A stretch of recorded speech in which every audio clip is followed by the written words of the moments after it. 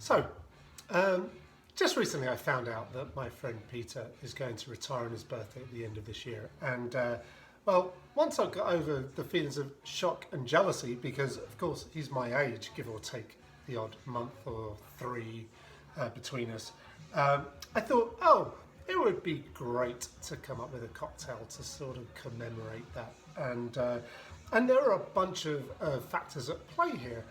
He and I, when we were young, were both mods. I think he still is, actually, and drives his Vespa around town and to the coast. Well, he lives on the coast.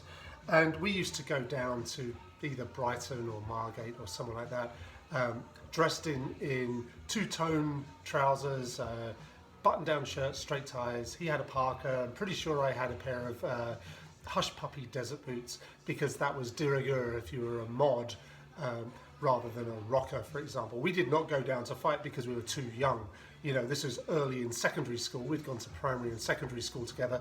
Early in secondary school, so probably 1978, 79, something like that, right in the mod revival time. So I thought I should have something that reminds me of that. So actually, funny enough, right now, I'm listening to The Jam. It's the kind of only mod revival, their punk mod revival, whatever music that I have, but Going Underground is a terrific tune. If I'd had it, I would have played the Lambrettas, actually, even though I've never owned one, although my dad did.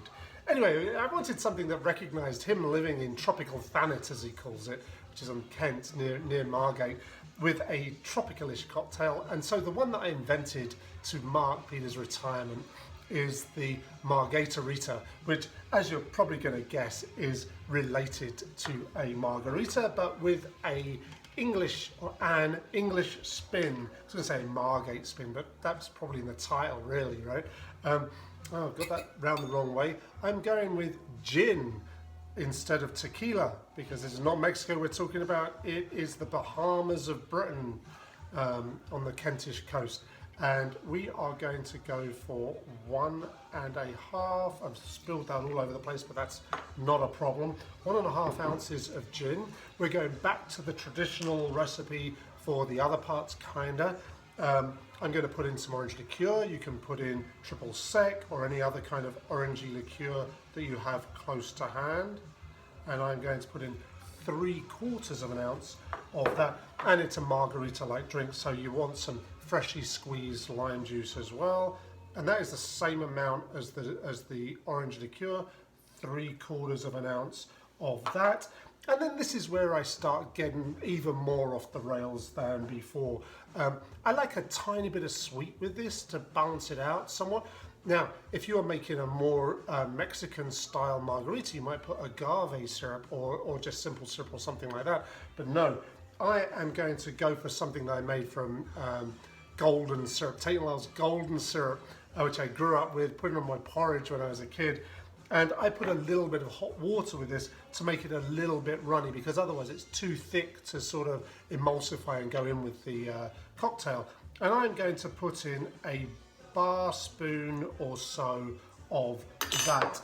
And then the final ingredient I'm going to throw in there is, I'm not going to salt the rim of the glass.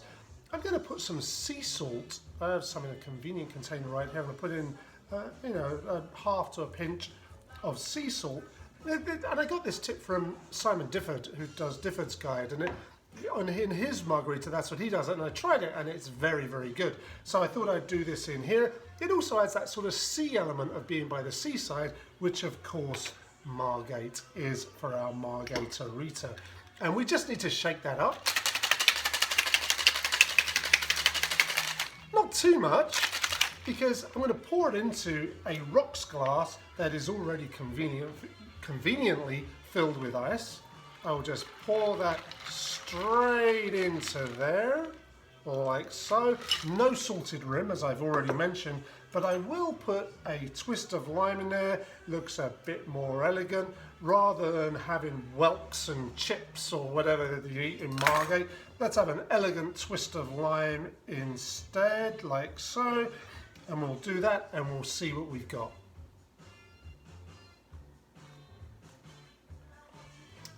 Ah, yeah. Cheers, Peter. Happy retirement.